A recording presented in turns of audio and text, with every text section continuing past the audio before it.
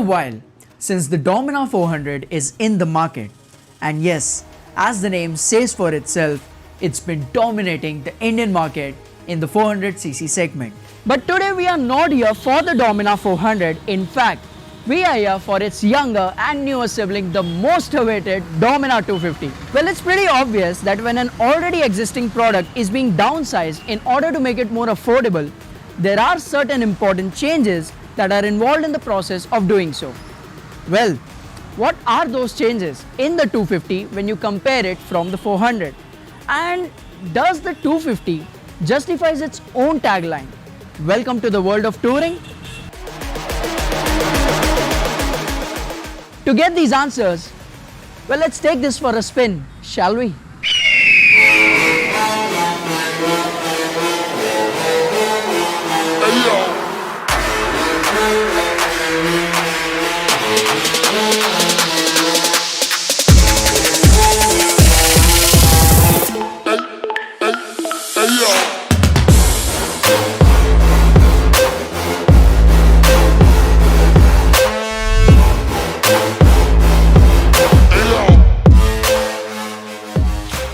Well, we will surely talk about the differences in this bike from the Dominar 400 in a minute, but first, let's get a quick glance of the bike starting from the front. When you look at the front, you get this nice and aggressive headlamp unit, which is a complete LED unit, and there's no change in here when you compare it with the Dominar 400. It looks so appealing and muscular, and the one thing which I really love about the Dominar series is the overall usage of LEDs. Be it the headlamps or the tail lamps, be it indicators, it really gives you that premium feel, you know. Well, like the Dominar 400, you will get a feel of that premium quality in this bike too. Sure, there's downsizing in order to make the bike more affordable, but there's absolutely no compromise in terms of quality. Now let's talk about the build quality and the overall fit and finish of this motorcycle. तो यार build quality की बात कर ही रहे हैं तो इस bike में हमें काफ़ी ज़्यादा अच्छी बिल्ड क्वालिटी मिल जाती है। जो फिट एंड फिनिश है वो काफ़ी ज़्यादा अच्छी है इस बाइक की, बिल्कुल भी कहीं गैप्स नहीं देखने मिलते। जो स्विच गियर की क्वालिटी है वो भी काफ़ी डिसेंट है। आपको एक प्रीमियम लेवल की मोटरसाइकिल मिलती है, क्वालिटी में किसी भी तरह का कोई कॉम्प्रोमाइज़ नहीं है। एंड जो बहुत लोगों की कंप्लेंट्स है कि Dominar is of cheap quality, so यार किसी चीज़ को सुनने में और पर्सनली उसे फील करने में ना काफ़ी ज़्यादा डिफरेंस होता है।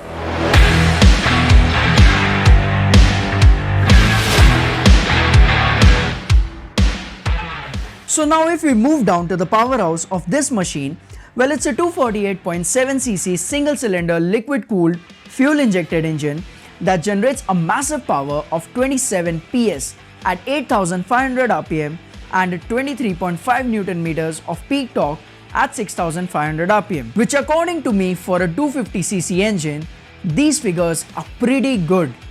Now, this engine sits inside a perimeter frame, and unlike the Dominar 400, you get a box section swing arm on the 250 instead of the aluminium swing arm. Also, this engine is a twin spark engine and not a triple spark engine like you get on the 400. And because of that massive 23.5 Newton meters of torque, sure, this bike is quick off the mark.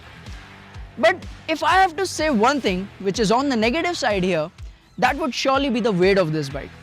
See, the 250 weighs at 180 kilos, which is just 4 kilos lighter than the 400, which I think is more on the heavier side for a 250cc engine. Now coming to the brakes and suspension on the 250, well, you get a 300mm front disc which is smaller than the 320mm disc that you get on the 400 and a similar 230mm disc at the rear. The bite force from these brakes is really good and there's a good stopping power. Also, you can press the rear brake as hard as you want without worrying about the locking of rear tire because safety wise you have the support of dual channel ABS. Now if we take a look at the suspension on the 250, you get a premium 37mm USD forks at the front, which is less than the 43mm that you get on the Dominar 400. And if we take a look at the rear, you get a multi-step adjustable Nitrox monoshock.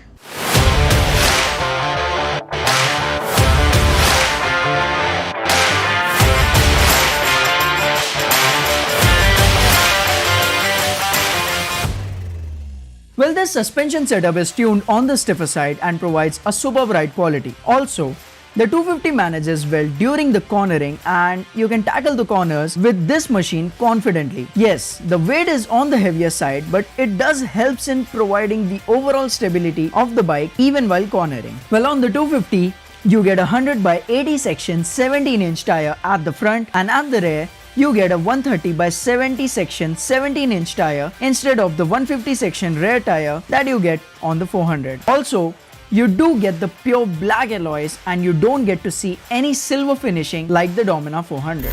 And just like the 400, you get this muscular double barrel exhaust, which not only just looks good, but it sounds even better.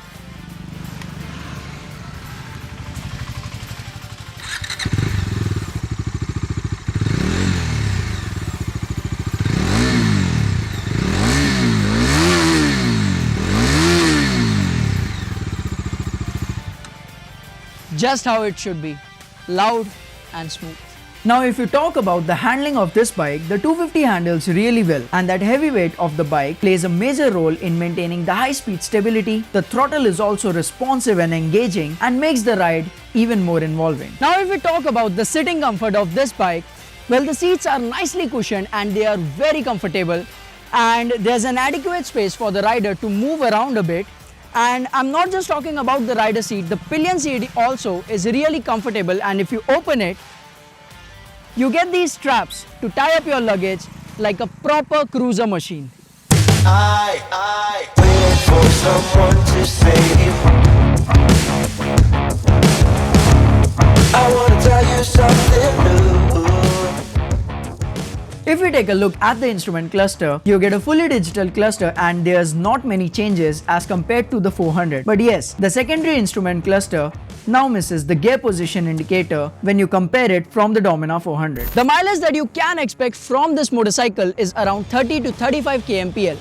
But I do feel they should have given a fuel tank with a capacity more than 13 liters, since this bike is designed for cruising purpose. Well, there are not many issues as far as the maintenance of this bike is concerned. The maintenance is on the economic side. Finally, about the price. Well, the Dominar 250 is priced aggressively at Rs 1.6 lakhs ex-showroom, which I think is pretty fair, especially when you compare it with the other bikes in this segment. Now if you guys ask me for some final words about the 250, well, let me summarize in this way.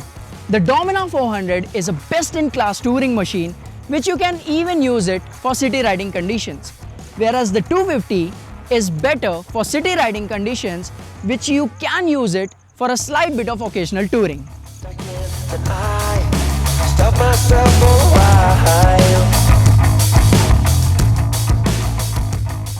Well, I hope you guys enjoyed my review for the Dominar 250. A big thanks to Khandelwal Bajaj for helping me out.